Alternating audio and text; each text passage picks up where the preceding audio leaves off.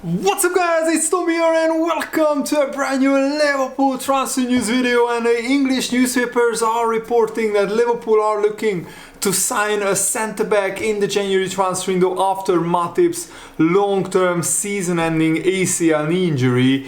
And that biggest transfer target right now looks like to be 27-year-old German centre-back Jonathan Tah from Bayer Leverkusen. We have been linked with so many players from Leverkusen. Hincapi was the hot topic in the summer, and now it's Jonathan Tah because Liverpool really want to sign a centre-back to replace Joao Matip.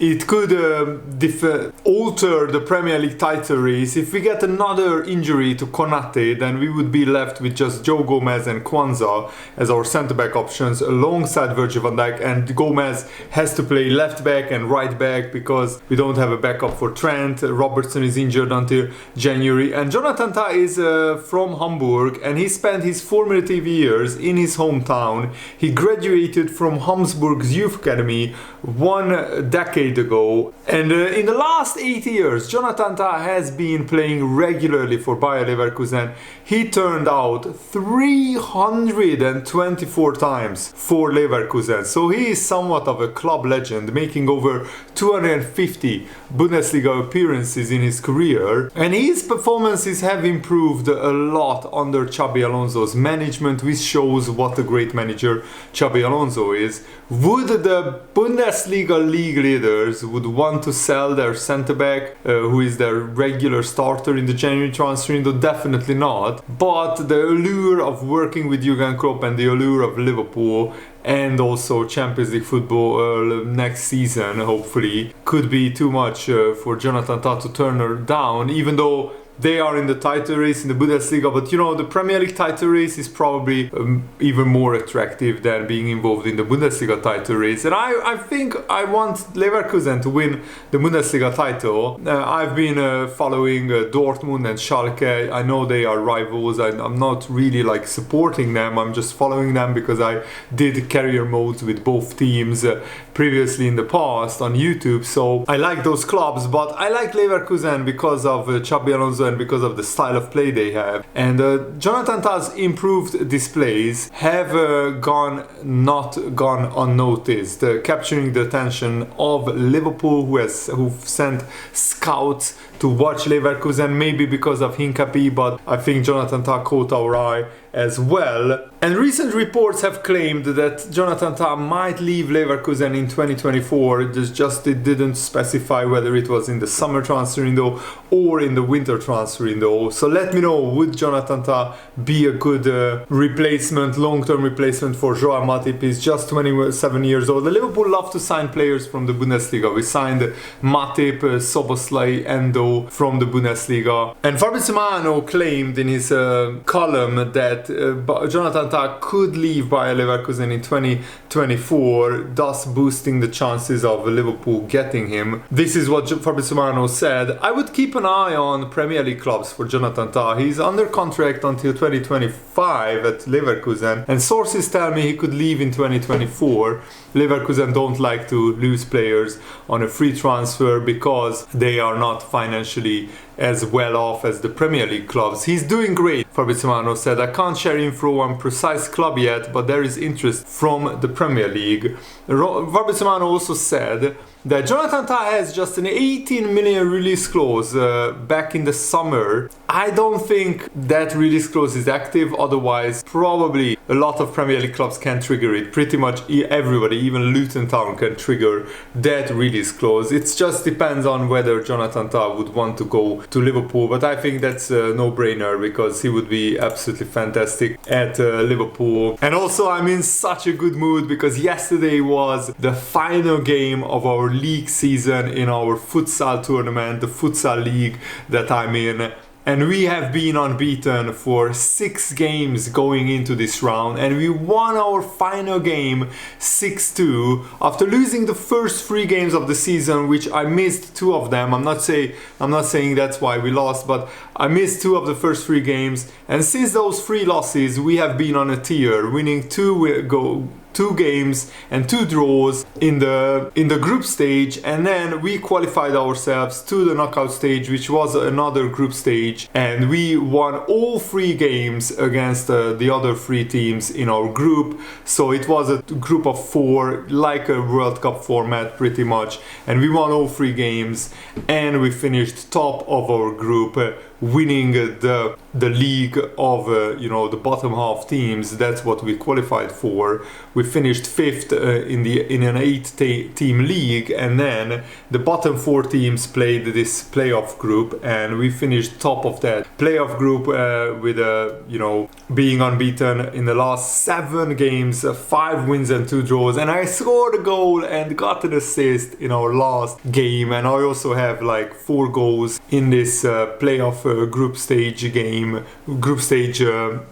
phase of the league. It's a little bit of a difficult format, similar to the Austrian Bundesliga, where they split the league into after the normal rounds of games are completed, and then there is a playoff group stage league, basically a mini league. So I'm really happy because I contributed with a goal and an assist, and I also nutmegged the defender when I scored the goals. I'm such a good mood. And Liverpool originally planned to strengthen their defense in the 2024 summer transfer window, but Matip's injury has seemingly changed the landscape, according to English journalists, and Liverpool could now be forced into a significant change of plans, and that's why we are focusing on maybe getting a centre-back in. We have been linked with Lacroix, Wolfsburg, now Jonathan Tah of Leverkusen, so I think that Liverpool are trying everything to identify a player who wouldn't cost too much, because Liverpool want to probably save a lot of money for the summer transfer window. And Jonathan Tah is 6'5" tall. He is an absolute giant of a player, 195 centimeters tall, and he also has an Ivory Coast citizenship, so either his mother or his father is from the Ivory Coast. His current market value is around 20 million euros on Transfermarkt. And that means that Liverpool could really get him for a very cheap price. 20-25 million could get you a really solid, rock solid centre back, and he has been playing regularly for Leverkusen, playing 20 games this season, and he already has 4 goals in those 20 games. 3 goals in the Bundesliga, 1 in the German Cup, which is really impressive. And he recently scored when Bayer Leverkusen beat Leipzig. Sorry, that was not recently, but he scored in the first 2 game weeks where Leverkusen beat Leipzig. On the first game week he scored, and then he scored in the second game week where they beat Borussia Mönchengladbach. Leverkusen started the season on fire. They had 11 wins and 1 draw in 12 games. But then they drew to Dortmund and Stuttgart, but they are in the top 5 teams in the Bundesliga, so that's kind of understandable. And overall, he has 325 games for Bayer Leverkusen, scoring 12 goals and getting 11 assists. So he's not a regular goal scorer, but the fact that he scored already 4 goals this season for a much improved Leverkusen side is absolutely brilliant. And also in the Europa League, he started 4 games, and he also was captain for the Leverkusen team. So would they want to lose their captain? I'm not sure. And he's also a Germany international. He recently played a lot of times for the Germany national team. He actually played right back in 2 games against France and the USA. Germany beat France in December, I think. And Dean Jones said this about Liverpool's January transfer plans. He said there has always been a chance that Liverpool will dip into the market in January, because in defense and at the defensive midfield position, it has looked like there is potential to be, for Liverpool, to be caught short in terms of real quality. If we think back to Arsenal last season, where they put themselves in a very strong position in the Premier League, but then had to start playing the likes of Rob Holding in big games, it began to unravel. You must try to protect yourselves from that as best as possible, and that's why this Joao Matip situation must be addressed.